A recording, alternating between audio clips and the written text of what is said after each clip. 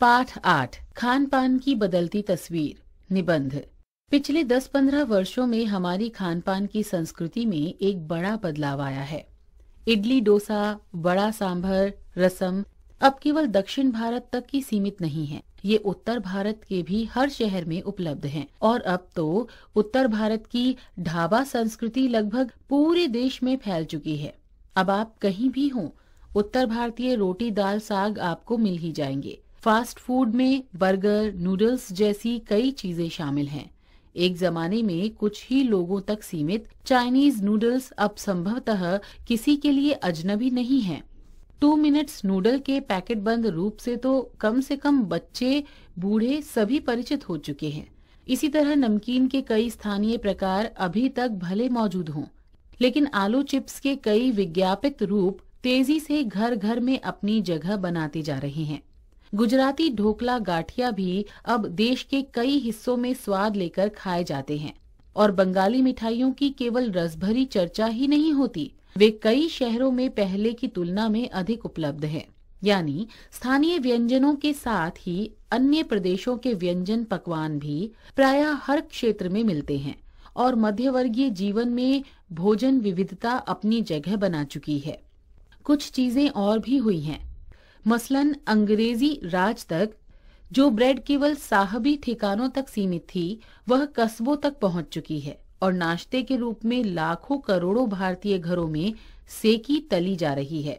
खान पान की इस बदली हुई संस्कृति से सबसे अधिक प्रभावित नई पीढ़ी हुई है, जो पहले के स्थानीय व्यंजनों के बारे में बहुत कम जानती है, पर कई नए व्यंजनों के बारे में बहुत कुछ जानती है। स्थानीय व्यंजन भी तो अब घटकर कुछ ही चीजों तक सीमित रह गया है। मुंबई की पाव भाजी और दिल्ली के छोले कुलचों की दुनिया पहले की तुलना में बड़ी जरूर है, पर अन्य स्थानीय व्यंजनों की दुनिया में छोटी हुई है। जानकार ये भी बताते हैं कि मथुरा के पेड़ों और आगरा के पेठे नमकीन में अब वह बात कहाँ रही। यानी जो चीजें बची भी हुई हैं, उनकी गुणवत्ता में फर्क पड़ा है। फिर मौसम और ऋतुओं के अनुसार फलों, खाद्यान्नों से जो व्यंजन और पकवान बना करते थे, उन्हें बनाने की फुर्सत भी अब कितने लोगों को रह गई है। अब गृहिणियों या कामकाजी महिलाओं के लिए खरबूजे के बीज सुखाना, छीलना और फिर उनसे व्यंजन तैयार करना असंभव सा है। यानी हम पाते हैं कि एक ओर तो स्थानीय व्यंजनों में कमी आई है, दूसरी ओर वे ही देसी विदेशी व्यंजन अपनाए जा रहे हैं जिन्हें बनाने पकाने में सुविधा हो। जटिल प्रक्रियाओं वाली चीजें तो कभी कभार व्यंजन पुस्तिकाओं के आधार पर तैयार की जाती हैं। अब शहरी जीवन में जो भागा भाग है, उसे देखते हुए ये स्थिति स्वाभाविक लगती है। फिर कमर तोड़ महंगाई ने भी लोगों को कई चीजों से धीरे धीरे वंचित किया है। जिन व्यंजनों में बिना मेवों के स्वाद नहीं आता, उन्हें बनाने पकाने के बारे में भला कौन 4 बार नहीं सोचेगा। खान पान की जो एक मिश्रित संस्कृति बनी है, इसके अपने सकारात्मक पक्ष भी हैं। गृहिणियों और कामकाजी महिलाओं को अब जल्दी तैयार हो जाने वाले विविध व्यंजनों की विधियां उपलब्ध हैं। नई पीढ़ी को देश विदेश के व्यंजनों को जानने का सुयोग मिला है, भले ही किन्हीं कारणों से और किन्हीं खास रूपों में, क्योंकि ये भी एक सच्चाई है कि ये विविध व्यंजन इन्हें निखालिस रूप में उपलब्ध नहीं है। आजादी के बाद उद्योग धंधों, नौकरियों, तबादलों का जो एक नया विस्तार हुआ है, उसके कारण भी खान पान की चीजें किसी एक प्रदेश से दूसरे प्रदेश में पहुंची हैं।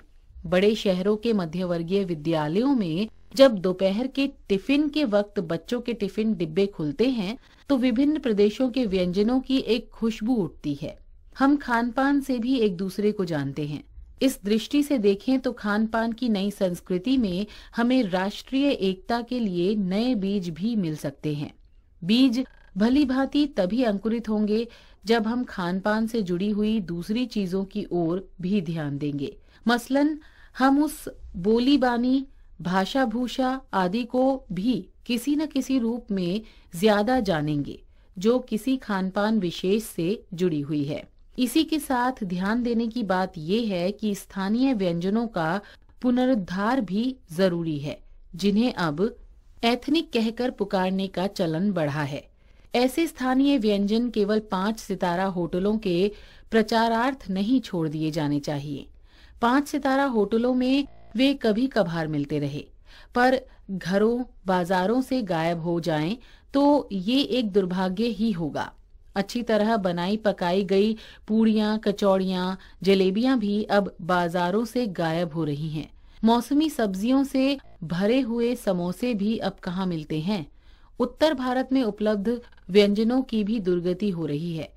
अचरज नहीं कि पहले उत्तर भारत में जो चीजें गली मोहल्लों की दुकानों में आम हुआ करती थीं, उन्हें अब खास दुकानों में तलाशा जाता है। ये भी एक कड़वा सच है कि कई स्थानीय व्यंजनों को हमने तथाकथित आधुनिकता के चलते छोड़ दिया है और पश्चिम की नकल में बहुत सी ऐसी चीजें अपना ली हैं जो स्वाद, स्वास्थ्य और सरसता के मामले में हमारे बहुत अनुकूल नहीं हैं। हो ये भी रहा है कि खानपान की मिश्रित संस्कृति में हम कई बार चीजों का असली और अलग स्वाद नहीं ले पा रहे हैं। अक्सर प्रतिभोजों और पार्टियों में एक साथ ढेरों चीजें रख दी जाती हैं और उनका स्वाद गडमड होता रहता है। खानपान की मिश्रित या विविध संस्कृति हमें कुछ चीजें चुनने का अवसर देती है। हम उसका लाभ प्रायः नहीं उठा रहे। हम अक्सर एक ही प्लेट में कई तरह के और कई बार तो बिल्कुल विपरीत प्रकृति वाले व्यंजन परोस लेना चाहते हैं। इसीलिए खानपान की जो मिश्रित विविध संस्कृति बनी है और लग यही रहा है कि यही और अधिक विकसित होने वाली है, उसे तरह तरह से जांचते रहना जरूरी है। मूल्य: खानपान राष्ट्रीय एकता का प्रतीक, मिश्रित संस्कृति तथा तरह तरह के व्यंजनों का स्वाद।